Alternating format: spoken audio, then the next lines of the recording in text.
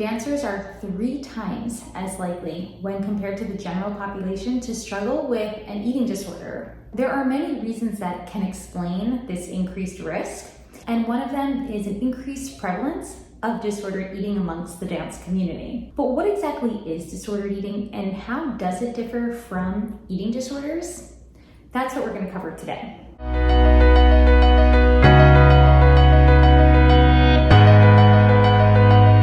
Hi, I'm Rachel Fine. I'm a registered dietitian nutritionist specializing in all things food, nutrition, health for dancers.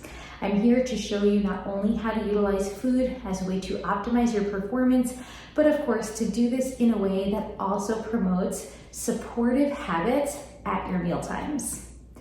I really want to dive into the topic of disordered eating because it's super important that dancers understand how to identify and if they suspect that they might be struggling, know how to appropriately intervene upon these challenges. Let's first talk a little bit about what disordered eating is. And the best way to do this is to think of it as a spectrum. On one end of the spectrum, we have, let's just say, intuitive eating. Now, back up. I've spoken about this many times before. At this point, I'm hoping that you have a better understanding that intuitive eating is not necessarily, I'm just going to eat when I'm hungry and I'm going to stop when I'm full.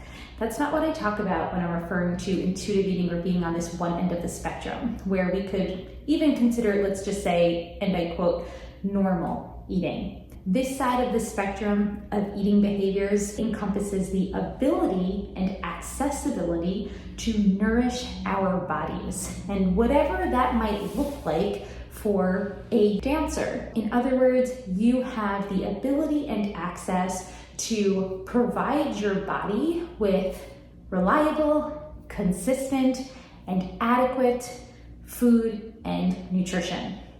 Now, as we move along this spectrum, this is where we start to see eating habits shift. It could start as something as simple as meal planning or trying to stick to certain times during your day to eat meals and snacks. Now, of course, you often hear me talk about proactive fueling and the benefit of having some flexible structure in your busy and active dance day. What I'm referring to on the spectrum of disordered eating is a more rigid type of meal planning, trying to abide by very specific eating times to the point where it's causing other challenges throughout your day. Perhaps you're unable to participate in certain events, or you might develop some fears around eating past a certain time at night, let's just say 8 p.m. as just an example. And as we move along this spectrum of eating patterns, we see the potential for more and more types of habits to be picked up. Dieting behaviors, clear-cut examples like keto dieting or intermittent fasting, but also those lesser obvious behaviors like, and I quote, clean eating, a topic you hear me speak about often. Rigidity around having to eat foods that are particularly lesser processed or whole or, and I quote, clean or pure. What society has deemed as being acceptable or healthy. And as we continue to move along this spectrum, it's important to also consider that many dancers might try to pick up these behaviors from a place of good intent, believe it or not. Wanting to improve performance, wanting to improve certain health markers. Because of the prevalence of diet culture and associated misinformation surrounding diet and wellness culture, the likelihood of dancers picking up behaviors like calorie counting or macro counting or rigid meal planning is very likely. And these are the very behaviors that we start to see along this spectrum of disordered eating. And as we move along this spectrum to a higher degree of disordered eating, we start to see extreme rigidity around these behaviors. And the likelihood that having to abide by any of these specific behaviors is also impacting other aspects of your life. So here's a common one that I see amongst dancers: the consistent food thoughts. Very often a product of clean eating behaviors, just wanting to avoid a lot of processed foods or wanting to eat more pure whole foods.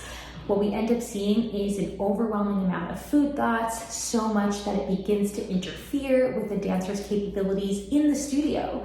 Challenges with picking up choreography is just one example.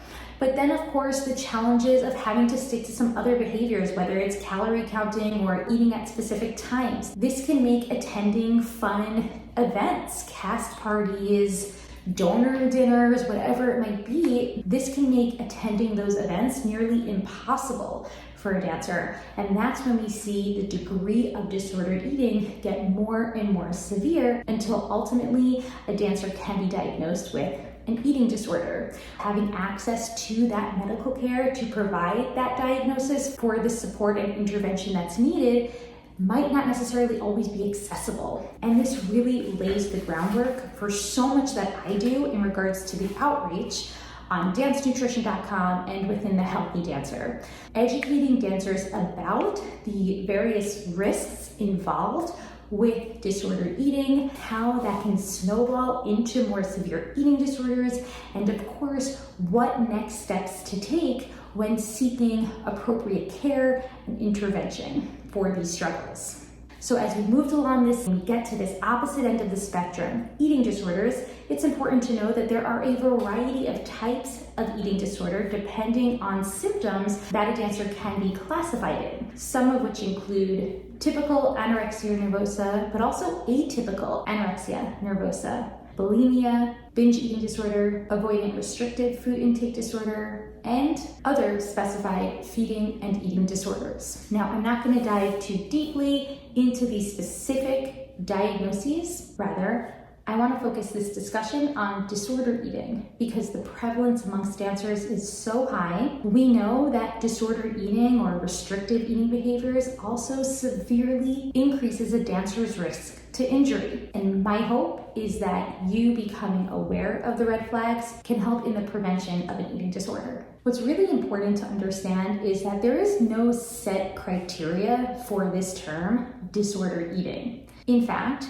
there is a widely accepted term that we do use when describing some behaviors of disordered eating, but not all, and that's orthorexia. Orthorexia is the obsession with healthy eating. This often stems from those clean eating behaviors, and it's something that is very common amongst dancers. But unlike with the other eating disorders, there is currently no set diagnostic criteria to diagnose orthorexia.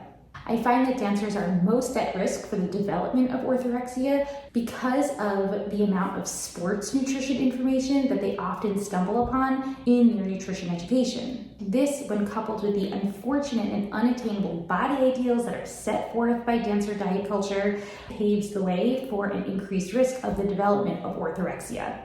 And by the way, a preoccupation with food can start pretty young, especially for dancers who at very young ages can experience a lot of surveillance from others around how their body looks or even just the foods that they're eating. So an example could be studio talk with dance educators or dance friends, and then of course even at home with parents and guardians. And then of course, as dancers get older and are exposed to social media, more and more misinformation surrounding nutrition can spiral into an obsession with wanting to eat healthy, wanting to solely eat for the purpose of performance, ultimately driving orthorexic tendencies. The bottom line, intentional food restrictions or underfueling leads to a lot of overthinking around food. And unfortunately, a lot of these clean eating behaviors and a lot of the verbiage that's used with food, like healthy foods, unhealthy foods, it's commonplace in dancer diet culture. And because of that, disordered eating in of itself is not only normalized, but arguably even glorified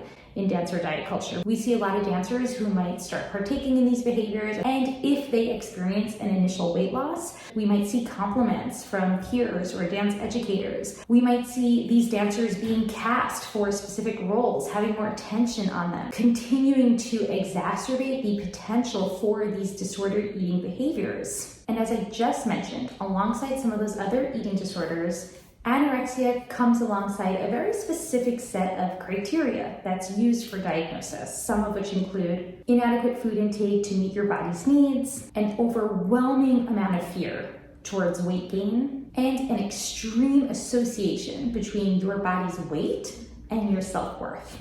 Now, though there are similarities, orthorexia is different from anorexia. Orthorexia, on the other hand, prioritizes those clean, unprocessed, pure, and whole foods, with an ultimate goal to achieve this culturally constructed view of health. So similarly amongst these disorders, a dancer who exhibits either of them is attempting to micromanage their meal plan with an ultimate goal. And here's the difference: for anorexia, it's to lose weight. For orthorexia, it's to achieve that culturally constructed view of health.